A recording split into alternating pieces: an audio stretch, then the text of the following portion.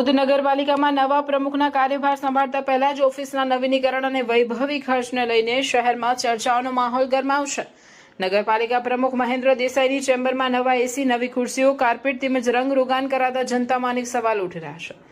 નગરપાલિકા પ્રમુખ મહેન્દ્ર દેસાઈએ મીડિયા સમક્ષ જણાવ્યું હતું કે ચેમ્બરમાં કરાયેલ રંગરોગાન અને એસી સહિતના કેટલાક કામો તેમના સ્વખર્ચે કરાવવામાં આવ્યા છે। જો કે વિરોધ પક્ષ અને કેટલાક નગરજનોનો આક્ષેપ છે કે શહેરમાં રસ્તા, ગટર, પાણી અને ગંદકી જેવી મૂળભૂત સમસ્યાઓ યથાવત હોવા છતાં નગરપાલિકાની ઓફિસને વૈભવી બનાવવા ખર્ચ કરવામાં આવી રહ્યો છે।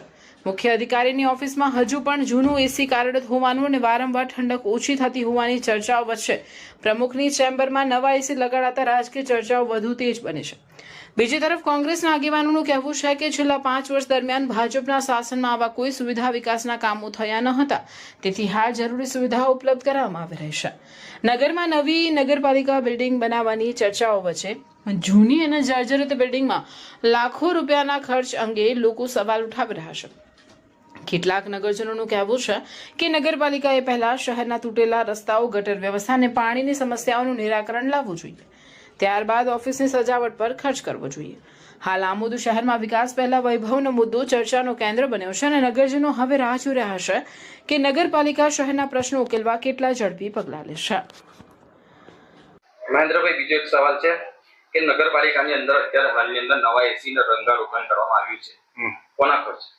મહેન્દ્રભાઈ દેસાઈ પોતે ખર્ચ, કોઈ નગરપાલિકામાં ખર્ચો નહીં। બીજી એક વાત કે અત્યારે જે નગરપાલિકાની અંદર જાહેર નિવિદા બહાર પાડવામાં આવેલી છે 11,34,000 પ્રી મોન્સૂન કામગીરીની, તેને લઈને જંબુસર વિધાનસભા યુથ કોંગ્રેસના પ્રમુખ કેતન મકવાણાએ આ ખર્ચ ખૂબ જ મોટો છે તેને લઈને વિરોધ કર્યો હતો અને બિલ પણ અટકાવ્યું હતું અને કોંગ્રેસે એટલું જ બળ પાડ્યું છે। બીજી એક વાત એવી છે કે અત્યારે હાલની અંદર નગરપાલિકામાં સાધનો ઉપલબ્ધ છે, જેમ કે જીસીબી છે, ટ્રેક્ટર છે, તે સમયે ના હતું, તો પછી અત્યારે આટલો બધો ખર્ચ પાડવાનું કારણ?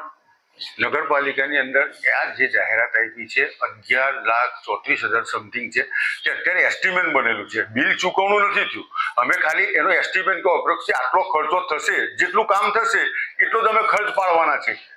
કઈ જાહેરાત આપી દીધી એટલે કે 11 લાખનું કંઈક કામ છે જ નહીં એવું નહીં, જેમ જેમ જરૂર છે આ તો એક એસ્ટિમેટ એપ્રોક્સ આપણો બજેટ જે આવે એ રીતે કે આટલો ખર્ચો થશે અંદાજે। દાખલા તરીકે 5 લાખ ખર્ચો થાય તો 5 લાખ બિલ ચૂકવાશે। એસ્ટિમેટ ની અંદર આટલું બધું ઓવર એસ્ટિમેટ બનાવો? ઓવર એસ્ટિમેટ છે જ નહીં, અગાઉ પણ આટલાનું જ હતું। અગાઉ આટલાનું હતું, તમારી સાચી છે, પણ 11 લાખ ચૂકવેલા છે અગાઉ હતું 11 લાખનું, તો 11 લાખ ચૂકવેલા તે પછી અત્યારે પણ આ જે કેતન મકવાણા વિરોધ કર્યો હતો તે બાબતને લઈને અને કોંગ્રેસે એટલું બેઠું જ એસ્ટિમેટ મૂક્યું છે, અમે તે પૂછીએ છીએ। ના, બેઠું એસ્ટિમેટ એવું આવતું જ નથી। આની અંદર સમથિંગ જે આપણો આમોદના જે કાંસો છે, ભૌગોલિક પરિસ્થિતિ, દાખલા તરીકે જે આપણે મેન કાંસ, એની ભૌગોલિક પરિસ્થિતિ લઈને જ આખું બનાવેલું છે એસ્ટિમેટ, અને જેટલું કામ થશે એટલું પેમેન્ટ મળશે જે તે એજન્સીને। પણ આ એન્જિનિયર જ બનાવ્યું હશે ને એસ્ટિમેટ? તો એન્જિનિયર જ બનાવે। આ બાબતે ચીફ ઓફિસર, એન્જિનિયર તમામ લોકોને સેન્સમાં રાખીને એસ્ટિમેટ બનાવવામાં આવે તમામ